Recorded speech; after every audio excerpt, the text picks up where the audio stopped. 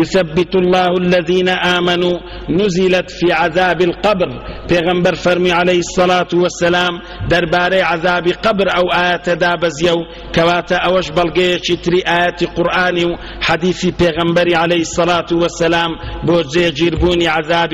قبر ويان خوش يكاني نيوغور كالصحيح بخاري تومار بوا. لپاشان دا عائشة رضي الله عنها دفرمي جارێکیان ئافرەتێکی یەهودیە هاتە لام و ماڵمان دەفەرمێ باسی عەذابی قەبری کرد و دەڵێ ئەو جار لە پاشانەکە ئەویش بەمنی گوت ئەمیش گوتم خوا بمپارێزی و بتپارێزی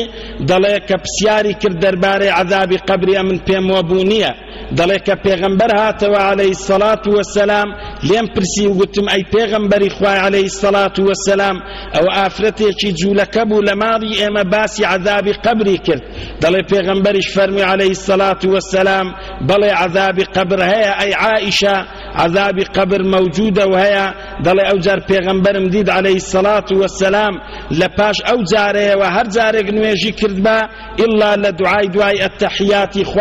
خۆی بەخوای دەپاراست لە عەذابی قەبر و تعوذ من عذاب القبر دەیگوت خوایە پەنام بدە لە عەذابی قەبر.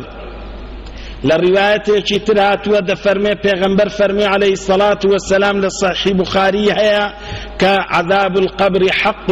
فەرمووی عەذابی قەبر شتێکی حەق و ڕەوایە و هەیە. و دیسان لە فەرمودەیەکی تر لە صەحیح موسڵیمی هاتیەدا عائیشە رەضی الله عنها دەفەرمێ ئەو جارە دوو پیرەژنی جوولەکە هاتنە لام دەڵێ پێیان گوتم ئین ئەهل القبور يعذبون في قبورهم گوتیان مردیەکان لە نێو گۆڕەکانیان عەذاب دەدرێن قالت فكذبتهما دەڵێ ئەمنیش ئەوانم بەدرۆ هیناوە گوتم هەر حەزم لێ نەبوو دڵم پێخۆش نەبوو ئەوانە جوولەکەنە و بەڕاستیان دابنێم دەڵێ ئەوانیش لە لام ڕۆیشتن و پێغەمبەر هاتە ژوور عەلەیهی السەڵات وەسەلام دەڵێ لێم پرسی گوتم پێغەمبەری خوای ئەو دوو پیرەژنە جوولەکە گوتیان مردیەکان لە نێو گۆڕ و قەبردا عذاب دەدرێن دەڵێ ئەتوش بەسەرم داهاتی وەوان ڕۆیشتن من بەڕاستم دانەنان پێغەمبەریش فەرمی عەلەیهی السەڵات وەسەلام ڕاستیان گوتیە ئەوان بەڵێ مردیەکان عذاب دەدرێن لە نێو گۆڕ و قەبر إنهم يعذبون عذابا تسمعه البهائم ئەوان عذابێکی وا دەدرێن ئاژەڵەکانیش گوێبیستی ئەو عذابەی نێو گۆڕ و قەبر و مردیەکان دەبن فقالت فما رأيته بعد في صلاة إلا يتعوذ من عذاب القبر لپاش ئەو ڕووداوەی پێغەمبەرم نەبینی عەلەیهی السەڵات وەسەلام ئیلا لە نوێژەکاندا خۆی بەخوای پەنا دەدا لە عەذابی قەبر ئەوەشیان لە صەحیح موسڵیمی هاتیە. بەڕێزان و خۆشەویستان پێغەمبەر عەلەیهی السەڵات وەسەلام لە فەرمودەیەکی تر هەر هاوڵان و ئومەتەکەی ئاگادار دەکاتەوە لە صەحیح بوخاری کە تۆمار بووە ئەسمای کچی ئیمامی ئەبوو بەکر رەضی الله عنهما دەفەرمێ ڕۆژێکیان پێغەمبەر هەستا عەلەیهی السەڵات وەسەلام دەستی کرد بە وتاردان باسی فتنە و پرسیارەکانی نێوگۆڕی کرد کەوا مرۆڤ تووشی دەبی ئەو جار لە پاشانەکە ضەجە و قسە و گۆتەگۆتێکی زۆر لە نێو سەحابیەکاندا دروست بوو دەڵێ پێغەمبەر عەلەیهی السەڵات وەسەلام کەوای فەرموو بە معنای لە پێشتر نەیانزانی بوو سەحابیەکان کە لە نێو گۆڕی پرسیار هەیە و وەیان عەذاب جێگیرە و هەیە. لە فەرمودەیەکی دیکە ئیمامی نەسایی ئەوەندەی لەسەر زیاد کردیاوەی لە صەحیح بوخاریات بوو دەفەرمێ سەحابیەکیان گوێبیست نەبوو لەبەر دەنگەدەنگی سەحابیەکان کە هاواریان لێ هەستا و زۆر ترسان کە پێغەمبەر عەلەیهی السەڵات وەسەلام فەرمووی عەذابی قەبر هەیە دەڵێ بە پیاوێکی نزیک لە خۆی گوتی باشە ئەی خوای پەروەردیگار بەرەکەت بخاتە ژیان و تەمەنت پێغەمبەر لە کۆتا قسەکەی چی گوت ئەمن لێی نێزیک نەبووم و لەبەر دەنگەدەنگ جێم لێ نەبوو ئەو پیاوەی تریش گوتی پێغەمبەر فەرموویتی عەلەیهی السەڵات وەسەلام قەد ئوحیە ئیلەیە من وحیم لۆ هاتیە لە لای خوای پەروەردیگار ئەنەکم تفتەنونە فی القبور قەریبا من فتنة الدجال ئێوە لە نێو گۆڕ و قەبرەکانتان پرسیارتان لێ دەکرێ و عەذابی قەبر و ناخۆشیەکانی گۆڕ و قەبرایە و نزیکە ئەو کاتەی لە هاتنی فتنەی دەجال و فتنەکەشی واتە قورسە ئێنا و قەبری چۆن دەجال تاقیکردنەوە و فتنەیەکی گەورەیە تووشت دەبێ و کەم کەسەیە بتوانی لێی دەربچی مەگەر ئیمانێکی تەواو و پۆڵاینی هەبی و لە نێو قەبریش وایە. ئەو فەرمودەشیان کە ئیمامی نەسائی ڕیوایەتی کردیە و زیادەکە ئیویە بين سر أوي بزانين پیغمبر عليه الصلاة والسلام جوي بيستي عذاب قبر بو جوي ليدبو بلي لعقيدة أهل السنة والجماعة دا زيجيرا پیغمبر عليه الصلاة والسلام جوي بيستي عذاب قبر بو پیغمبر عليه الصلاة والسلام يشك لجارة كان لصحيح مسلم دا هاتوا لزيدي كري ثابت دا جيرتوا دا فرمي بينما النبي صلى الله عليه وسلم في حائط لبني نجار پیغمبر عليه الصلاة والسلام دا رويشت بلاي باغيشي بنو النجار وديواري بنو النجار يكامبو على بغلة له ولاغ برزيشي لجير دابو واتسواري بشتي ولاغ برزيشي بوبو ونحن معه ايمش لقري دابو إذ حادت به كاتق لنا كاووا دلي ولاغكا لشويني خويدا راتس لچيو وكو بري نسوة بيشو پیغمبر کا پیش روی لیده کردو پی ده فرمو وای لگر ده کرد بروا ولاغا کل شوینی خو اسلامیه و راوستا هر وکو اوی وابو نزیق بو لوی پیغمبر بکویت اخوار لسر پشتی علیه الصلاة والسلام یکسر در پیغمبر آوری بلای مدا سوران ده و فکاتت تلقیه نزیق بو پیغمبری لسر پشتی خوی هر بدات اخوار دلی آوری لئیمدا و فرموی و اذا أقبر 6 أو 5 أو 4 دليل بيني من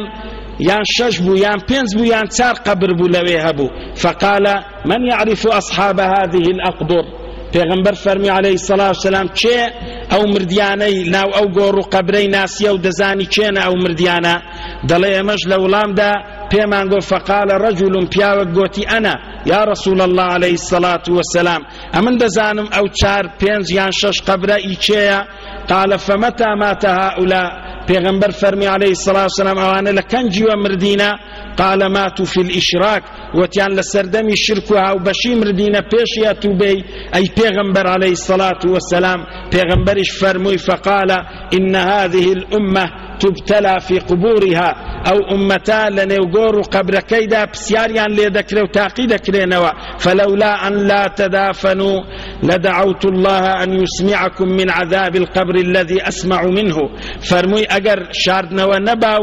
گۆڕ نەبا ئەو کاتەی من داوام دەکرد لە خوای پەروەردگار ئەو عەذابی قەبر و گۆڕ کە من گوێبیستی دەبم بەخۆم ئێوەش گوێبیستی بووبان و گوێتان لێ بووبە کەواتە ئەوە بەڵگەیە لەسەروەی پێغەمبەر عەلەیهی سەڵات وەسەلام زانایان دەفەرمون وڵاغەکەی کە ڕاوەستا و خەریک بوو پێغەمبەری بەربداتەوە نەڕۆیشت عەلەیهی سەڵات وەسەلام چکە وڵاغەکەی پێغەمبەری گوێبیستی عەذابەکەی قەبرەکان بوو و پێغەمبەریش گوێبیستیان بوو عەلەیهی سەڵات وەسەلام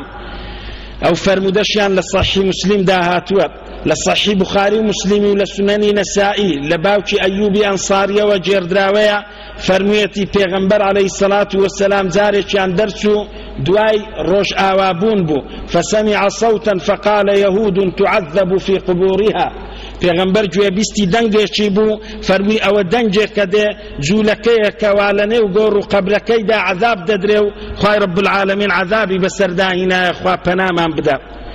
ئەوانە هەمویان بەڵگەن لەسەر ئەوەی بەڕێزان و خۆشەویستان لە عەقیدەی ئەهلی سونە و جەماعەدا کە پێغەمبەر عەلەیهی سەڵات وەسەلام گوێبیستی دەنگەکانی عەذابی نێو گۆڕ و قەبر بووە ولا رواياتي تلك لبيغمبري عليه الصلاة والسلام جردراوية زارشان بلاي دو غور قبري دارويشت فرمي إنهما ليعذبان فرمي أو دو غور قبر وعذاب ددرين وما يعذبان في كبير لتسر تاوان وشتيشي غورو مزنيش آواناكرين بس إهماليان كرديا دوای دین سری ان شاء الله لالقکانی دهاتو دا که پیغمبر رونی دکاتو علیه الصلاة والسلام دا فرمیه که چان نمیمی کردی قسی لبینی خلچی هنای و بردیو اوی تریش لمیس کردنی خوی بپاگ نگرتیا آشاچی او کور و مجلسی و تارتی جوان و باشی نکردی باشه بابزانین آیا دا شو دا گنجيل عقيدة أهل السنة والجماعة زقل پیغمبري عليه الصلاة والسلام خلق مروف ومسلمان كان دي جويبيستي عذابي خواهي پروردگار بن كعذابي مرديا كان پیدا دالنه وقورو قبر كان يعني دا شو دا گنجي هندك جار ديمني او كساني عذاب دراينا ببینین ئێمە و بۆمان بێتە سەڕووی زەوی و بتواندرێت تەمەشای بکەین و پندوانەی لێوەربگرین بە کورتی و پوختی بەڵێ لە عەقیدەی ئەهلی سونە و جەماعەدا دروستە وەکو ئیبن تەیمیە دەفەرمێ ڕەحمەتی خوای لێبێ جاروبارێک خوای پەروەردیگار دیمەنەکانی عەذاب و ناخۆشیەکانی نێوگۆڕ نیشان بدا بەسەر خەڵکی سەڕووی زەوی و بە مسلمانان یان خەڵکانێک کە بنگوێبیستی عەذابەکان ببن بەڵام ئەوە بۆ هەموو کەسێکی نییە و هەموو جارێک نییە تەنها جاروبارێکە کە دەفەرمێ لە مەجموع فتاوایەکەی ڕەحمەتی خوای لێبێ لە مجەلەدی 24 لاپەڕە 376 دەفەرمی قد يكشف لكثير من أبناء زماننا يقظة ومناما ويعلمون ذلك ويتحققونه وعندنا من ذلك أمور كثيرة لو سردمي ئێمەدا زۆر جار بە ئاشکرا و بە ئاگایی یان بە نووستن خوای پەروەردیگار بۆ خەڵکانێکی ئاشکرا کردیە دیمەن و عەذابەکانی قەبر بیستیتیان و یان دیتیتیان کە تەحقیقمان کردیە و بەدواتچوونمان لەسەر کردیە ئیش و کارێکی زۆر لەو حاڵەت و بە شتانە ڕوویدایە لە شوێنێکی تر لە مەجموع فتاوایەکەی دەفەرمێ وإذا عرف أن النائم يكون نائما وتقعد روحه وتقوم وتمشي دڵێ مادام ئەوە بزاندرێت کە نووستی دەنوی لە پاشان جاروەیە دادەنیشی یان ڕوحەکە و گیانەکەی دەڕوا جاروەیە لاشە و جسمەکەشی لەگەر هەردەستی هەر لە خەوە و ئاگاشی لە خۆ نییە وتذهب وتتكلم وتفعل أفعالا وأمورا بباطن بدنه مع روحه دەفەرمێ جاروەیە نووستو لە